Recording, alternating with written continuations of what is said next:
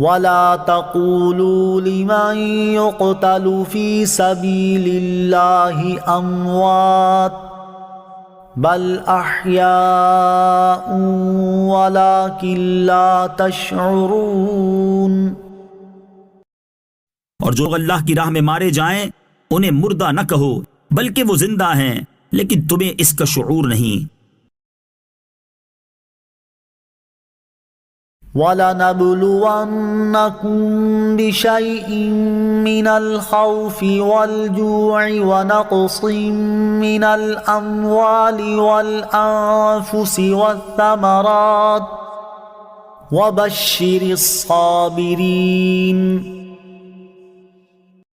اور ہم ضرور تمہیں کچھ ڈر اور بھوک سے اور کچھ مالوں اور جانوں اور پھلوں کی کمی سے آزمائیں گے، اور صبر کرنے والوں کو خوشخبری سنا دو۔